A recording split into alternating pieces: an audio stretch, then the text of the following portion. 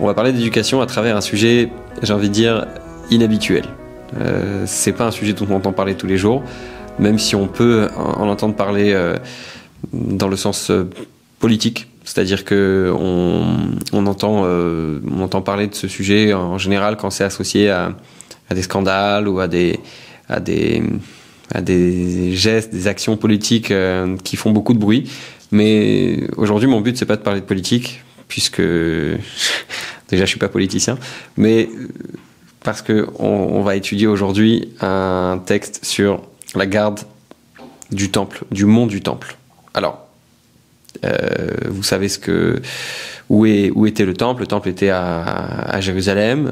On connaît l'endroit du temple aujourd'hui. Si vous avez déjà été au mur des Lamentations, à ce qu'on appelle le Kotel HaMaaravi en hébreu, eh bien, vous savez que juste derrière, il y a ce qu'on appelle le mont du temple. Et il y a une mitzvah qu'on ne connaît pas forcément, qui s'appelle la garde du Beth Amikdash. Alors, juste avant de commencer, pourquoi est-ce qu'on parle de ça cette semaine ? Parce que, comme vous pouvez le voir en page 3, comme d'habitude, je le répète chaque semaine, mais je rencontre de plus en plus de gens qui suivent mes cours et ils se rendent pas compte du système qui est mis en place. Alors, chaque semaine, il y a le Shluchim Office à New York. C'est un bureau pour les Shluchim qui vient en aide aux émissaires du Rabbi dans le monde entier et qui met des cours à disposition des Shluchim. Donc, ce cours, c'est un projet du Shluchim Office et c'est traduit dans 4 langues, je pense, au moment où on parle, en hébreu, en anglais, en français et en espagnol, et je pense en portugais aussi. Donc, moi j'ai le mérite de m'occuper de la traduction en français. Et donc, vous avez dans la description de cette vidéo, c'est en réalité un discours du Rabbi qui a été mis en page et traduit avec des titres, etc., pour qu'on puisse se suivre, mais ça reste le langage original du texte du Rabbi. Donc, après cette petite parenthèse, voilà, toutes les semaines, quand vous écoutez ce cours, vous pouvez retrouver dans la description un lien qui vous amènera vers une page dans mon site, inspirationjuive.com, dans lequel vous pourrez retrouver ce PDF. Donc, si vous êtes sur les plateformes de podcast ou si vous êtes sur YouTube ou sur inspirationjuive.com, vous devez l'avoir en dessous de la vidéo. Donc, dans la page 3, on nous parle de ce fameux sanctuaire, de ce fameux Mishkan. D'accord ? C'est un temple démontable, transportable, un mini-temple que les Juifs avaient dans le désert. Et puis, forcément, ça nous rappelle l'idée du temple qu'il va y avoir plus tard à Jérusalem. Et il y avait une mitzvah, nous dit Maïmonide, dans la page 4, il y avait une mitzvah de garder ce temple. C'est-à-dire d'avoir des gardes. Vous savez, vous avez peut-être été à Londres, où vous avez au moins vu des photos d'amis qui ont essayé de faire rire les gardes devant le palais de Buckingham. Bon, j'imagine que maintenant vous savez de quoi je parle. Vous savez, les chapeaux avec la fourrure. Et ces gardes, ils sont pas là pour garder qui que ce soit. Ce que je veux dire, c'est que ils sont pas là parce qu'il y a une menace quelconque de détruire le palais de Buckingham. Il y a personne qui va attaquer ce palais, en tout cas. C'est pas du jour au lendemain que ça va se faire, mais ils sont là pour protéger quelque chose de plus important. Bon, on va parler de sécurité aujourd'hui, mais j'ai envie de dire, ils sont là pour garder autre chose que la sécurité. Ils sont là pour donner de l'honneur au roi, j'allais dire la reine. Ils sont là pour montrer que c'est un endroit important. Quand vous arrivez dans toute institution importante, vous allez devant le palais de l'Élysée ou même devant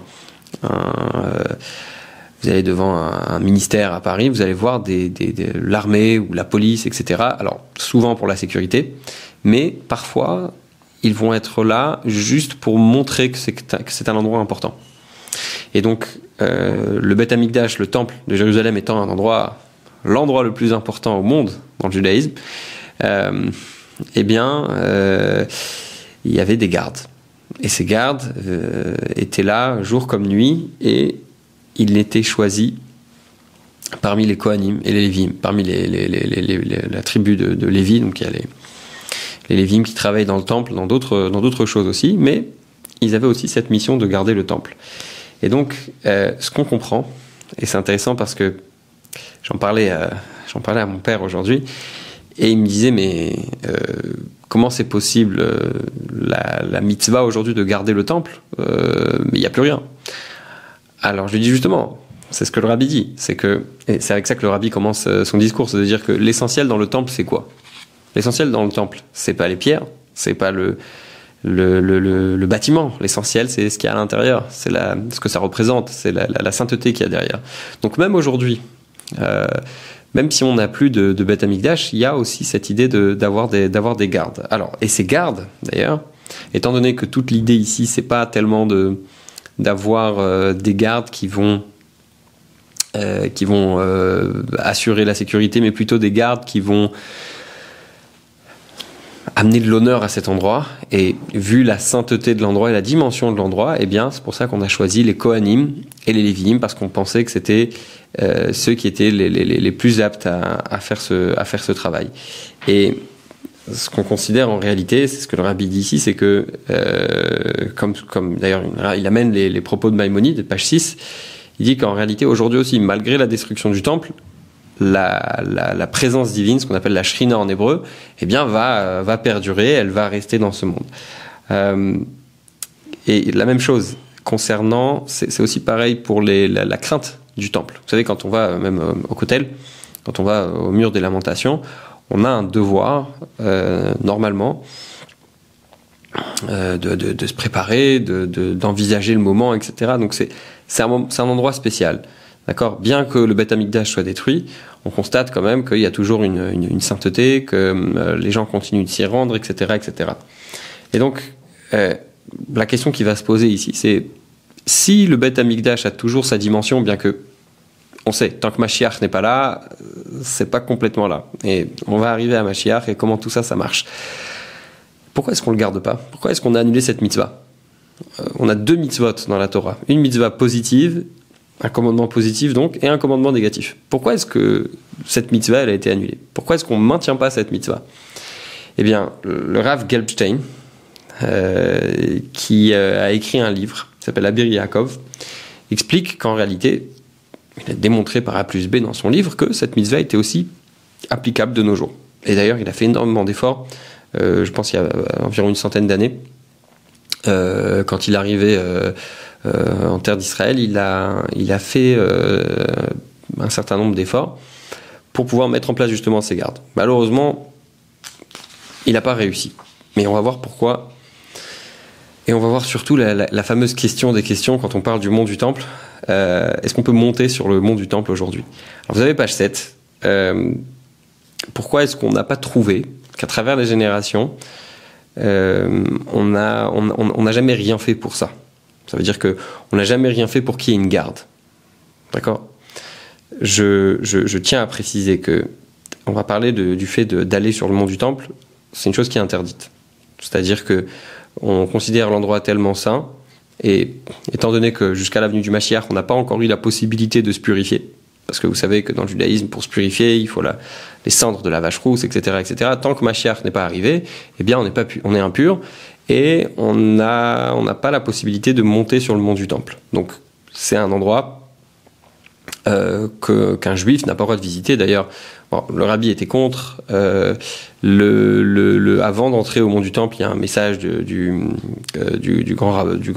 la Rabbanout Harashit, donc le grand rabbinat en Israël, qui dit que d'après la majorité des décisionnaires dans notre génération, eh bien, c'est interdit de monter sur le temple. Même ceux qui vous diront que on a une possibilité, etc., il est certain, même pour eux, qu'il y a certains endroits dans lesquels on n'a pas le droit d'aller. Et ces endroits dans lesquels on n'a pas le droit d'aller, tout le monde est d'accord que c'est interdit. Donc le problème, c'est quoi ? C'est que si on commence à laisser les gens y aller, à part le problème politique que je mets de côté, parce que c'est pas mon rôle, en tout cas pas aujourd'hui, eh bien, ça pose un problème au niveau de la halakha, au niveau de la religion. Et ce qu'on voit, c'est que, concernant notre sujet, concernant la garde du temple, il n'y a aucun effort qui a été fait. Il n'y a aucun effort qui a été fait à travers les générations. Les grands du peuple juif n'ont jamais essayé d'instaurer cette garde. Et le rabbi dit, à plus forte raison, quand il s'agit c'est page 7, des rabbis de Lubavitch. On sait que les rabbis de Lubavitch avait un intérêt très très fort pour la terre d'Israël. Il y a une des institutions les plus anciennes en Israël qui s'appelle Kollel Chabad et qui existe depuis environ 300 ans. Ça veut dire que ça fait 300 ans que l'Admour Hazaken, Rabbi Shneur Zalman de Liadi, l'auteur du Tanya, le premier rabbi de Lubavitch, eh bien, a fait en sorte qu'il y ait cette association, cette organisation qui distribue des repas aux gens nécessiteux, qui aide les... C'est vraiment une association qui est là pour aider les gens, surtout les pauvres, etc. Et cette association, cette organisation, a coûté très très cher à l'Admour Hazaken, parce que si vous connaissez l'histoire du Yutet Kislev, on a eu l'occasion d'en parler à d'autres moments, l'Admour Hazaken est parti en prison parce qu'il a envoyé de l'argent en Israël. Et à ce moment-là, Israël était sous l'emprise de l'Empire ottoman, et l'Empire ottoman était ennemi de la Russie tsariste.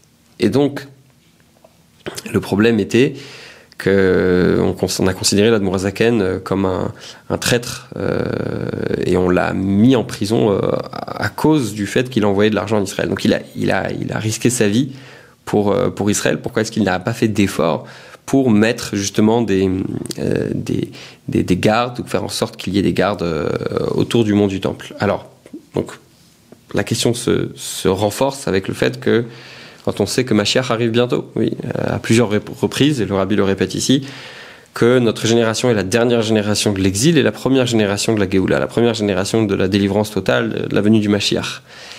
Et alors, c'est certain que Mashiach peut arriver d'une minute à l'autre, et que le Beth Amikdash va descendre, le temple descendra du ciel à ce moment-là, et viendra s'installer sur le mont du temple. Et donc, a priori, comment est-ce qu'on ne se prépare pas à ce moment-là de façon adéquate en mettant justement des gardes? Alors, je sais ce que vous vous dites. Vous vous dites, comment est-ce possible de penser même à mettre le temple sur le mont du temple? On sait que c'est occupé là-bas déjà aujourd'hui, notamment par une mosquée. En réalité, ce qu'il faut comprendre, c'est la chose suivante. Mashiach va amener une entente générale dans le monde, pas seulement pour les Juifs. Il y a une histoire avec Rabbi Hillel de Paris qui exprime très très bien cette idée. Il a un jour son gouverneur qui vient le voir et qui lui dit: vous les Juifs, vous parlez de Mashiach, mais que se passerait-il si jamais Mashiach arrive et que moi j'y crois pas? Alors Rabbi Hillel de Paris lui a dit: mais si toi tu n'y crois pas, eh ben moi non plus j'y croirais pas. Qu'est-ce que ça veut dire? Ça veut dire que Mashiach, ça va être une manifestation divine dans le monde qui sera évidente pour tout le monde. Si on a besoin d'expliquer qu'est-ce que sera Mashiach, c'est-à-dire que ce ne sera pas Mashiach. Mashiach, ce sera une évidence pour tout le monde, pour chaque être humain sur Terre. Ce sera évident qu'il y a une nouvelle période, qu'il y a une reconnaissance de Dieu, etc., par toute l'humanité. Donc, de dire que c'est impossible, c'est mal comprendre ce que représente Mashiach et ce qui se passera lorsque Mashiach arrivera. Donc, on arrive à la partie 9, à la page 9, pardon. En réalité, la réponse, elle est quelque part évidente. C'est que c'est une question de sécurité. C'est une question de sécurité parce que on sait qu'à travers toutes les générations et jusqu'à aujourd'hui, monter sur le mont du temple, organiser des choses sur le mont du temple, garder le mont du temple, ça va être source de problèmes. Ça va mettre en danger un certain nombre de juifs, et donc, de juifs et de non-juifs, j'ai envie de dire. Et donc, mettre des gardes sur le mont du temple, c'est contraire au principe de Pikuach Nefesh. Pikuach Nefesh, ça veut dire sauver des vies. Et quand on sait que ça peut mettre en danger des vies, eh bien, la mitzvah passe à côté et la vie passe d'abord. Pourquoi on a parlé de tout ça? Vous pouvez me dire, bon, c'est quelque chose qui date de l'époque, c'est quelque chose qui n'est pas d'actualité. De toute façon, on le fait pas. Pourquoi? Quel est le message pour nous quelque part? Le message pour nous, il est très simple. On a tous un Beth Amikdash à l'intérieur de nous. On a tous un temple à l'intérieur de nous. On a tous un temple dans notre maison. On a tous le devoir de faire résider Dieu à l'intérieur de nos maisons, à l'intérieur de nous-mêmes. Et ça, il faut le garder. Et ça, il faut faire des efforts pour le maintenir. Alors, ça me fait penser à quelque chose. Bien sûr, c'est pas écrit, mais comme j'aime bien dire, c'est écrit quelque part entre les lignes. J'avais entendu un jour un mot d'un chassid s'exprimer. Et il disait que, en notre temps, les gens savent faire kiddush et ils savent pas faire Havdalah. Vous savez, kiddush, c'est vendredi soir, on fait le kiddush, on va sanctifier le jour du Shabbat, on va faire rentrer le Shabbat avec le kiddush parfois. Et puis, dans la majorité des familles, en tout cas dans beaucoup de familles que je connais, et que je connais pas, j'imagine, on sait faire kiddush, mais on sait pas faire Havdalah. Ça veut dire que on est capable de se sanctifier, mais on n'est pas capable de se séparer. Le kiddush, ça veut dire tout ce qui est positif. D'accord ? C'est sanctifier quelque chose. On est dans l'action. Quand on veut rapprocher quelqu'un de Torah et Mitzvot, eh bien, on va lui proposer de mettre les tefilines, on va lui proposer de venir manger un repas de Shabbat, on va lui proposer toutes sortes de choses. D'accord ? Quand il s'agit de positif, quand il s'agit d'agir dans le positif, les gens sont souvent d'accord. Mais lorsqu'il s'agit de se séparer, de se préserver, et de préserver donc nos enfants, puisqu'on a dit qu'aujourd'hui on parlait d'éducation, là, ça devient tout autre chose. Pourquoi ? Parce que on sait faire kiddush, on sait se sanctifier, mais on ne sait pas faire Havdalah. Havdalah, c'est au moment où on se sépare de Shabbat pour entrer dans la semaine. Alors, dans tous les cours que j'ai donnés cette semaine sur ce sujet, tout le monde a dit « Ah, mais c'est parce que ces gens-là, ils veulent pas se séparer du Shabbat. » Très bien, tant mieux. C'est une bonne façon de voir les choses. Simplement, ce que je veux dire ici, c'est que on parle de préserver nos enfants. On parle de créer un endroit dans notre maison et dans la chambre des enfants dans lequel on va leur donner des livres, d'accord. Le rabbi parle ici du sidour, le fait d'avoir un chumash, d'accord, le fait que chaque enfant ait un livre de prière et un chumash, un livre de la Torah dans sa chambre, avec son nom gravé dessus, avec son nom dessus, avec une boîte de tzedaka aussi, une boîte de charité. Ça va faire en sorte que l'enfant il va sentir une certaine appartenance à la Torah, que c'est pas quelque chose qui est dehors. Et quelque part, quand je parle à part cet aspect positif dont le rabbi parle ici, il y a aussi l'importance de montrer à nos enfants, et je pense qu'on a tous entendu ça quand on était petits, dans toutes les familles, il y a un moment où nos parents nous disent « Ah, ça rentre pas à la maison ». Ça veut dire qu'il faut se rappeler aussi des fois que on peut pas être juste dans le positif. On est obligé parfois de mettre un certain cadre. Comme j'aime bien donner l'exemple, je le raconte très souvent, je sais pas si je l'avais déjà mis dans une vidéo, mais c'est un hippie qui dit à un homme hippie qui dit à une femme hippie j'aimerais me marier avec toi, est-ce que tu m'aimes? Et elle lui répond, moi j'aime tout le monde. C'est-à-dire qu'on peut pas tout aimer et adhérer à toutes les idées. On est obligé de se préserver de certaines idées, d'accord, de mettre certaines règles, de mettre un certain cadre dans notre maison. Parce que sinon, comme on dit, si c'est pas vous qui éduquez vos enfants, alors ce sera quelqu'un d'autre. Et si c'est pas vous qui donnez de l'attention à vos enfants, si c'est pas vous qui placez un cadre, une atmosphère positive, aimante, etc., eh bien, ce sera forcément quelqu'un d'autre.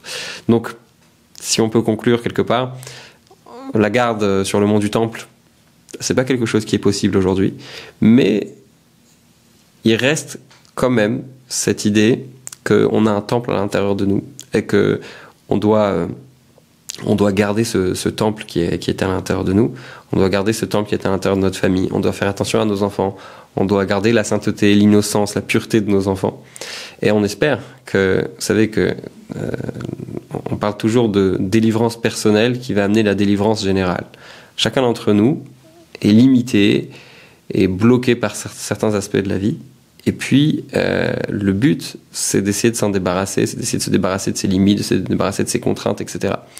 Et puis, quand on va se libérer nous-mêmes, eh bien, on espère que nous-mêmes, notre famille, notre femme, nos enfants, etc., eh bien, ou une femme libérer son mari, chacun dans son domaine peut libérer l'autre de ses problèmes. On espère que très bientôt, on puisse mériter à la délivrance générale avec la venue du Mashiach.